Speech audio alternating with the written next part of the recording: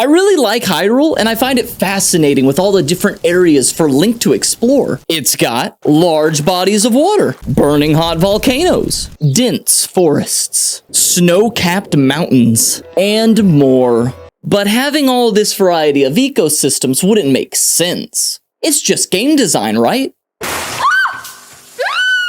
Well, that's what I want to find out. Was Shigeru Miyamoto out there traveling the world, figuring out how environments work, meticulously mapping out the placement of each rock, and hand-placing each blade of grass?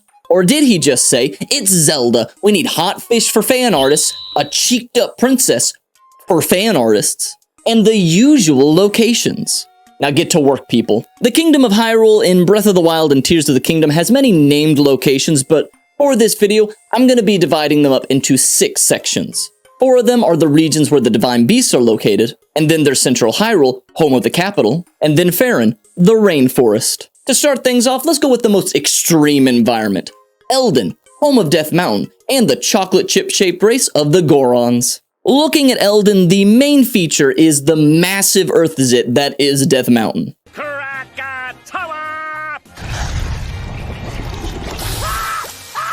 There are 2 possibilities on what's making this volcano. One is that there is a hotspot deep below the Earth's crust that's forming the volcano, or 2, there's some tectonic plate activity going on here. Both have evidence supporting them, but after spending hours reading about volcanoes and scouring all of Hyrule for information, I believe what we have here is a subduction zone. You see, dear viewer, when 2 plates love each other very much, one goes down on the other. This plate then gets really hot and releases its fluids.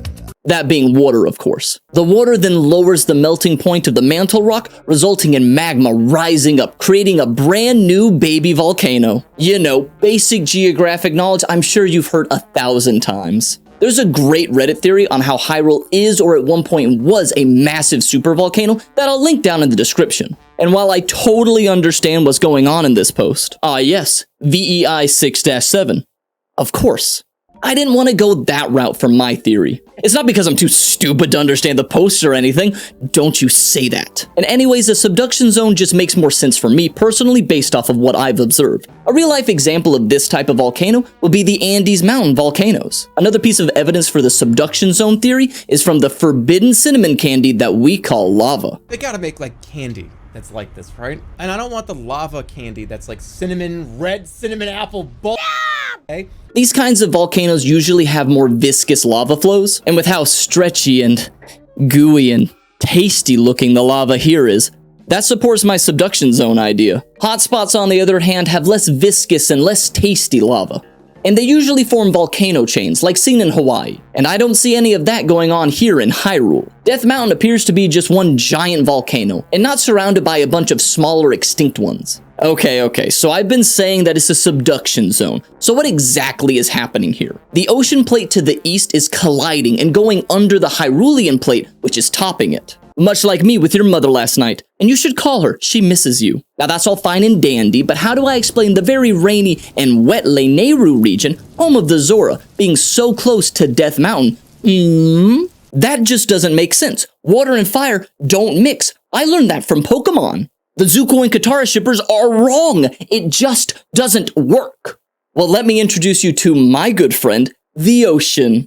Don't say hi back, it can't hear you. Due to its location, the Zora domain is receiving moist air from the ocean constantly. And with high humidity, there's gonna be a lot of rainfall. And the Zora sure do get a lot of rain.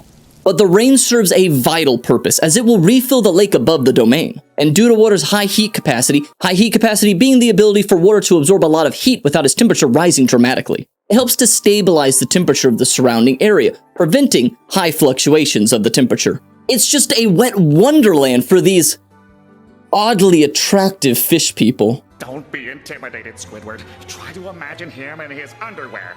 Oh no, he's hot! Look, I'm just gonna say it. Mipha's better than Zelda. She may be carrying an entire Panera Bread bakery behind her, but Mipha's got her life together. Until she died.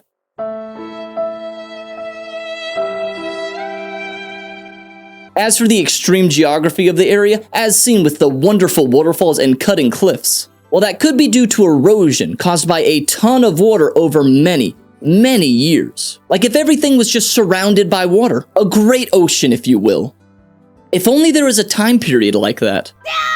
That's right, I'm connecting this hypothetical theory video thing to the great oceans of Wind Waker. We know from evidence in-game that the whole area of Hyrule was once a giant ocean. And then when you consider that Breath of the Wild merged all of the different Zelda timelines into one, somehow, it's entirely possible. It's more like a big ball of wibbly-wobbly, timey-wimey stuff. So eventually, over millions of years, the currents of the Great Ocean formed the cliffs and the rivers of the Lanayru region. And then the Zora re-emerged due to not being able to hide in the Great Ocean anymore. It's still so weird that the Zora were completely absent from Wind Waker, and some of them just evolved into birds. The entire area is a giant ocean. Just enjoy all of the liquid. With all the information we've gathered about the land in the Great Ocean, the tectonic map looks a little something like this so far. And speaking of the Great Ocean, let's go to Gerudo Desert next. This transition makes sense, I promise. As the Great Ocean receded, this entire area likely became a shallow sea or large lake, just due to the rock and land formation. And as it did not get enough rainfall year-round, it eventually completely dried up, leaving nothing but salt flats and dunes, and making it very difficult for plant life to grow, allowing only the most hardy of vegetation to grow. Peekaboo! Except for hardy vegetables, I don't think they grow in this region. I didn't really check. The Sahara Desert is a great real-life example of this, as it was once covered by large lakes. Oh, and there's some more strong evidence that this entire area was once a large body of water at some point long ago. And the evidence is this pathway that runs through the Gerudo Highlands. This was likely once a river that flowed from Gerudo into central Hyrule, until it eventually completely dried up. Much like a gacha fan's bank account dries up after a new girl drops. What did you say to me, Utlana, and I will have you know I graduate at top of my class in the every years. I do not have a brain or fiction, my virgin loves me. And then there's the high albedo effect. And so all of this combined makes it pretty obvious that... Oh, I'm sorry, do you not know what the high albedo effect is? Oh, I just assumed. What are they teaching in schools nowadays? Next thing you're gonna say is they don't even teach you how to do taxes or how to invest properly in class. For the sake of runtime, I'll explain the high albedo effect. It's when the color of the sand reflects sunlight, leading to extremely high temperatures during the day, but at night it causes extremely cold temperatures, like those seen within the Gerudo Desert. That's right, deserts aren't always hot. Hollywood has been lying to you. Deserts get cold, cars don't explode that easily, and Pacific Rim 2 doesn't exist. Heck, the idea that the desert was once a giant lake or sea at some point could even explain the Molduga, where they were some kind of fish that slowly evolved as the sea dried up. Kind of like a dune sandworm. But then again, it does have feet, so maybe it was a giant salamander? That, or I'm looking way too much into this and it's just Ganon magic. Okay, getting back on topic. Unlike other areas in Hyrule that get moist winds from the east, the Gerudo Highlands block these winds, keeping the desert nice and dry. Speaking of the highlands, they're likely the result of two tectonic plates coming into contact and then rising up. And then due to the receding oceans and eventually winds, the top of the highlands were eroded, creating a flat top. And another obvious point is that due to their altitude, it's pretty cold and snowy. Okay, so currently the tectonic climate map of Hyrule looks a little something like this. Now let's mosey on over to Hebra, home of the Rito. The people that simultaneously have wings and fingers, but they're birds, and they evolved originally from fish people? Weirdest Pokemon evolution chart right here. Firstly, let's look at the Hebra mountain range. Like many other areas in Hyrule, it was likely formed by two tectonic plates just mashing into each other. Similar to the Himalayas or the Rocky Mountains, with the dramatic peaks suggesting continuous uplift of the land. Well, that's what I originally thought until I noticed this huge canyon. I had already finished writing the script and recorded all of this, and then I noticed this on the map. Oh my god, am I dumb? Well, yeah, but that's normal. Okay, so if two plates are bumping into each other, then why is there this huge separation? So clearly, the two plates are moving away from each other, but then why is there a mountain range? It makes no sense. Well, actually, it turns out there's this thing called fault block mountains. Yeah, the majesty of Earth just saved this entire video theory thing. As the lands were pulled apart, large chunks of crust were pushed upward, resulting in fault block mountains. Just like we can see within Utah, Nevada, and parts of California. We can't expect God to do all the work. So much like how I push people away from me, leading to a deep depression. The pushing apart of these two plates leaves a huge opening with no signs of water having formed it over many, many years. Except my depression has plenty of water. As for it being cold, well, it's pretty high up, and with how far removed the earlier Zelda games are from Breath of the Wild, it's very possible that between the earlier games and Breath of the Wild, there was an ice age that occurred, forming glaciers.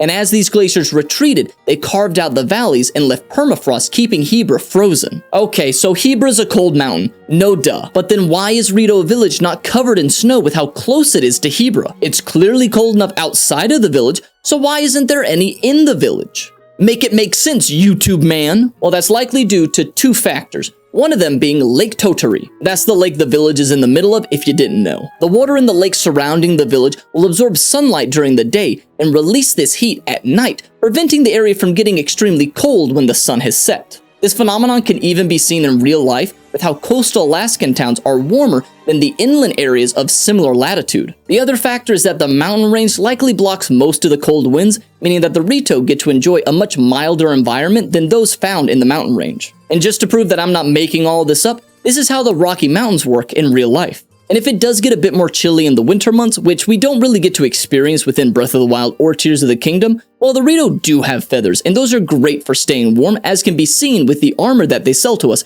since it does have cold resist. And yes, it can be seen with modern birds and some dinosaurs. But I like the armor example. It's a nice little touch that Nintendo added.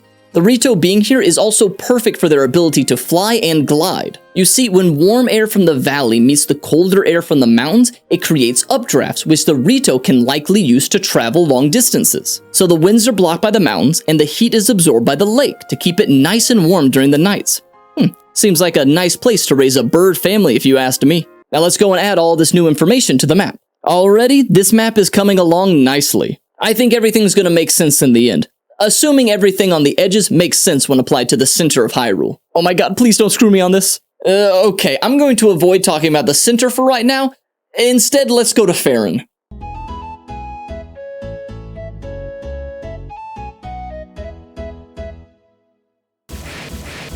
Faron, home of a lot of rain and waterfalls. It's like a nice rainforest, except within walking distance of a giant volcano and an ever-expanding desert. Millions of years ago, this place was probably much more mountainy, but due to erosion caused by the ocean currents back during the Great Flood, it eventually became more jagged.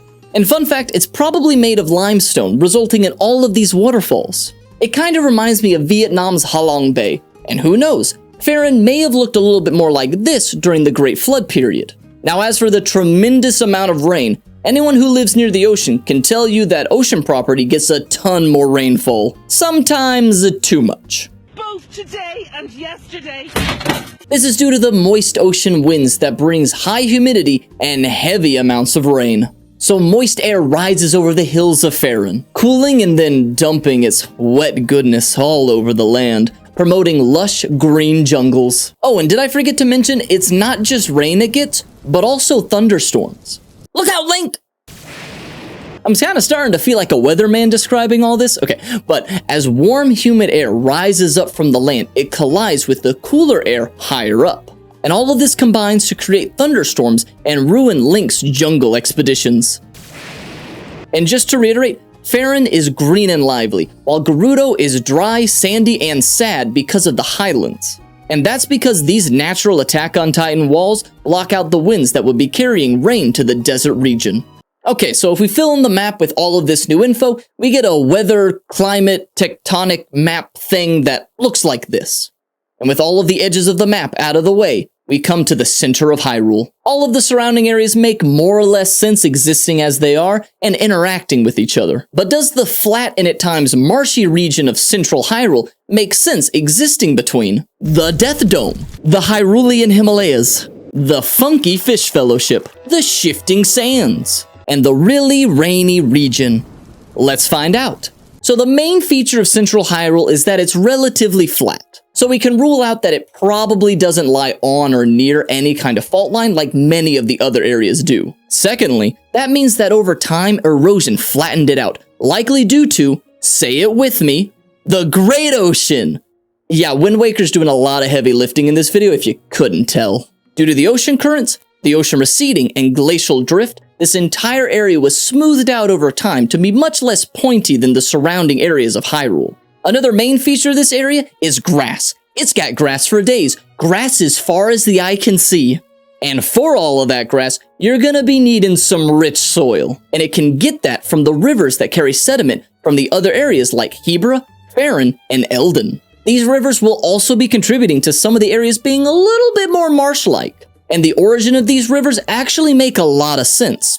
More or less. They start from high-altitude areas with heavy amounts of rainfall, or in the case of the Gerudo Highlands, they're snow-capped and the melting snow feeds into the rivers. And then all of these rivers flow into the lower elevated Central Hyrule. Okay, well, most of them. This one flows into the Highlands for some reason. Okay, sure, the shape in the rivers makes sense. But what about the climate, Rave? I want to know about the climate. Does the climate make sense? I need to know, Rave, does it make sense? Okay, well, first off, calm down. The climate of Central Hyrule is pretty bland. It's sunny sometimes and rainy the others. I'd go so far as to say it's a nice balance. While sitting between the wet areas of the east and the drier regions of the west would produce a more temperate zone with balanced seasons. A good real-life example of this would be the Eurasian steppe, or the Midwest of the USA. The winds from the west that are dry and humid mix with the cooler and more humid winds from the east to produce modest rain and at times thunderstorms, but not really as heavy as rainfall from areas closer to the ocean like Faron.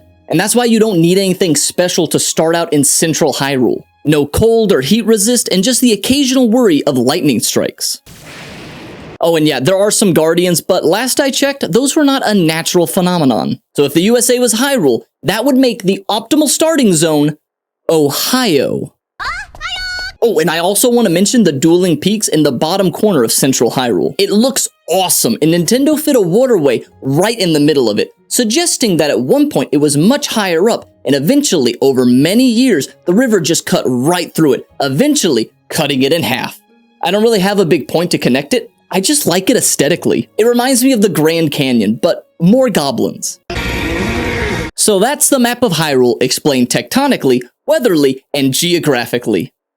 I think that those are words. And yes, I did choose to ignore the Great Plateau, because I choose to believe that Ancient Magics made this geographic tutorial land. Alright, that's the end of the video, so like and subscribe, and comment any other suggestions of things you want me to look into. In the meantime, I'm gonna throw myself into this pit.